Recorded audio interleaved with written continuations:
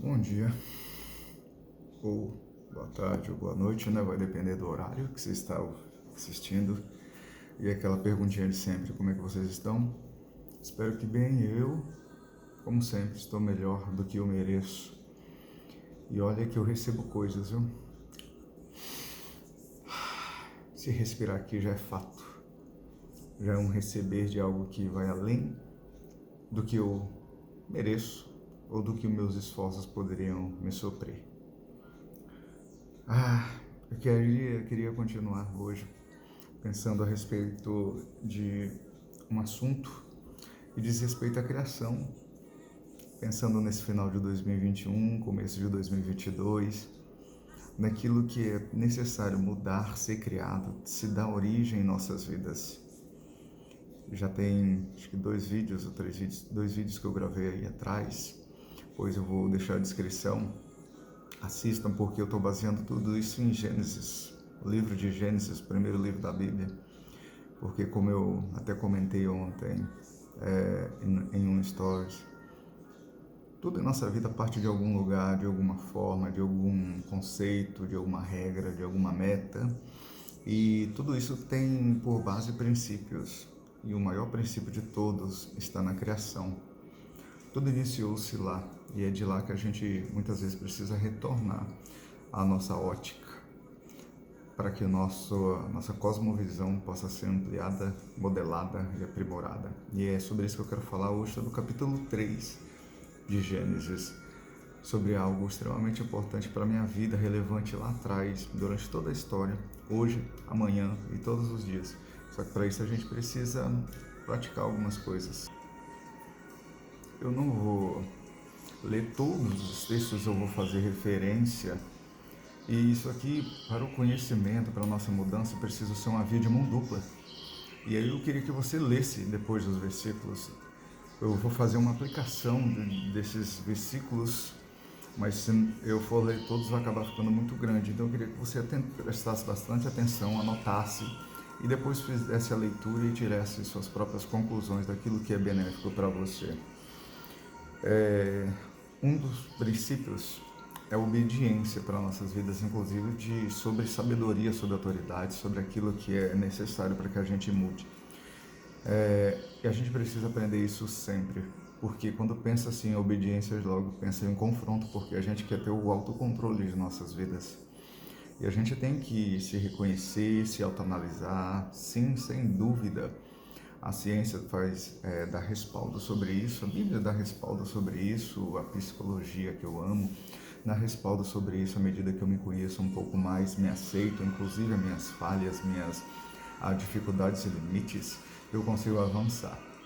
Não me limitando, mas o me aceitar e saber de algumas questões, barreiras que existem, já é uma forma de eu estar avançando. Bem, pensando nessa desobediência, a gente vai pensar sobre todo esse texto, e ali o texto começa logo fazendo menção a respeito de uma ação da cobra, que para quem sabe, para quem leu ou para quem ainda não leu, ali Satanás, o diabo, o inimigo de nossas almas, ele está ali para nos tentar. Foi colocado ali ele estava ali no jardim para poder já atrapalhar desde o começo a obra de Deus, porque é sempre isso que ele faz, tentar nos tirar da obediência, nos levar para a desobediência. Aí o que eu devo pensar, Fernando, nessa questão de princípios para que eu possa avançar e melhorar?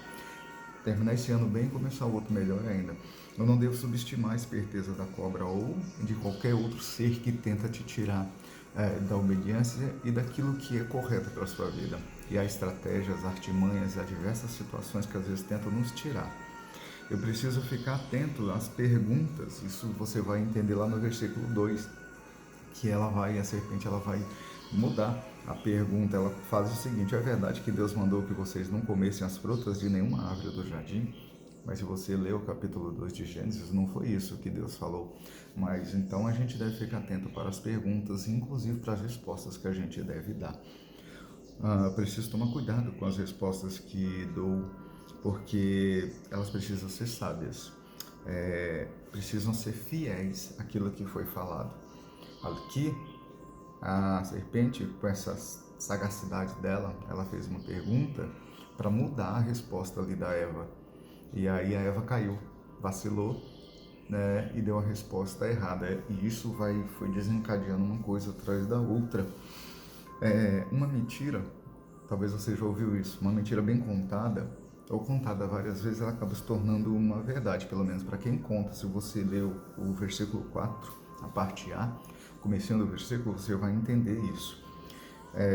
A serpente, ela vai dizer, ela afirma, vocês não vão morrer coisa nenhuma, ela dizendo para Eva ali, porque a mulher disse que ela não era para comer e nem nela tocar, porque se a gente fizesse isso, a mulher falando, a gente ia morrer. E aí a serpente vai dizer, vai morrer nada, vai morrer não, olha só a esperteza dela. Então a gente tem que ficar atento, porque às vezes uma mentira contada várias vezes se torna uma verdade, se a gente não tomar cuidado. Isso pode despertar desejos que são terríveis. No versículo 4, ainda no final, na parte finalzinha, vai deixar muito claro isso. O finalzinho vai dizer que e vocês serão como Deus, conhecendo o bem e o mal. Essa é a proposta da serpente. Tirar o ser humano de ser aquilo que ele foi criado para ser. E é isso que a gente vem reproduzindo hoje. Hoje a gente quer ser aquilo que a gente não deveria querer ser. Se a gente simplesmente vivesse aquilo que é pra gente ser, já seria muito bom. A gente não consegue nem cuidar de nós mesmos, a gente quer ser como Deus. E você quer ser como Deus. Eu muitas vezes quero ser como Deus. Quando eu quero controlar a vida das pessoas, quando eu quero fazer além do que aquilo que eu devo fazer primeiro comigo. Sabe, me colocar em lugares onde eu não devo me colocar. Meus olhos realmente são a janela da minha alma. No Novo Testamento vai deixar claro isso. E eles podem me mostrar o que é realmente bom ou não. Isso passará pela minha mente. Entra, passa aqui dentro, se transforma em pensamentos. No versículo 6, a gente vai entender um pouquinho mais sobre isso. E isso vai terminar em consequência não só para nós, não somente para a minha vida, mas de todos aqueles que estão em nossa volta. O versículo 6. A mulher vai dizer o seguinte, desculpa o que eu falei agora há pouco lá, que vocês serão como Deus, no versículo 5. A mulher viu que a árvore era bonita e as suas frutas eram boas de se comer, e ela pensou como seria bom ter entendimento. Aqui é a concupiscência da carne, a concupiscência dos olhos e a soberba da vida. Ela primeiro viu a concupiscência dos olhos e eram boas de comer, com a concupiscência da carne, o desejo daquilo que não era para ser desejado. E pensou como seria bom ter entendimento. A soberba, ter que tipo de entendimento? Um entendimento que era além daquilo que era para ela ter. A gente não pode se limitar em algumas coisas, mas em outras eu tenho que entender que eu não sou Deus, eu não fui colocado aqui para ser Deus. Eu fui colocado aqui para um propósito. O que eu preciso era me preocupar qual é esse propósito e fazer valer a minha vida sobre a vida das pessoas, sabendo quem sou e de quem sou. E aí, eu queria deixar algo para vocês também. Você sabia que mesmo em pecado, ainda nós podemos ouvir a voz de Deus? Ali Adão e Eva, eles ouviram a voz de Deus, mesmo já tendo pecado, tendo falhado. Quando Deus foi passear pelo jardim, eles ouviram. Mas olha só que agora eles não mais... Era gerado um sentimento que deveria ser gerado por ouvir a voz de Deus. Quando eles ouviram a voz de Deus, eles se esconderam. E que eu, mesmo em pecado, em falha, você mesmo com as suas dificuldades, mesmo sabendo que está errado, possa dar ouvidos à voz de sabedoria que fala sobre sua vida, para que você vá além, não se esconda. Ali, eles se esconderam, não fizeram uso dessa oportunidade maravilhosa. Mesmo com medo, você tem um pai. Mesmo em pecado, mesmo em falha, você tem um pai que quer se relacionar com você. É isso que eles não estavam mais entendendo ali no versículo 8, você vai entender muito bem isso quando você lê. A minha responsabilidade, ela é minha, não é sua. A sua não é minha. Nós temos uma em comum, mas precisamos entender que a minha responsabilidade é minha, eu não devo culpar outro. Foi isso que aconteceu se você ler do versículo 11 ao 12, quando sabe jogar bolinha, como eu ouvi de um amigo meu, o problema está aqui, em vez de resolver, ficou jogando um para o outro. A mulher jogou para a serpente, o homem jogou para a mulher jogou para a serpente. Deus deu as consequências para a serpente, para a mulher e para o homem, porque não souberam se posicionar, não souberam ouvir, não souberam guardar esses princípios. E é isso que a gente precisa, não é simplesmente um montão de informação que a gente precisa, sabe? Criação, origem. A gente precisa, às vezes, voltar um pouquinho para poder dar um pulo maior. E é isso que eu espero que a gente faça nesses dias, que a gente faça agora pensando nesse 2022. A gente para um pouquinho, pega um impulso e dê um pulo maior para esse ano de 2022 ser melhor ainda. As consequências sempre são para todos nós. Para todos nós, quando você lê o versículo 14 a 17, você vai entender isso. Quando nós não aproveitamos o que temos, o que foi nos dado, onde fomos colocados e não fazemos o que deveríamos, para o que fomos colocados, perdemos de desfrutar. E o cultivo torna-se cansativo, do versículo 17 a 21. Lá no capítulo 2, o homem foi colocado para cultivar e cuidar, para desfrutar, para cuidar e cultivar o jardim. Aqui, depois desse versículo 17 em diante, ele vai sofrer as penas, as dores da desobediência. Um princípio é a obediência sobre as autoridades que há sobre sua vida, sobre a sabedoria, e você precisa praticar. Dá uma lida nesse texto que eu tenho certeza que você vai ser muito abençoado. Isso é um princípio maravilhoso para nossas vidas.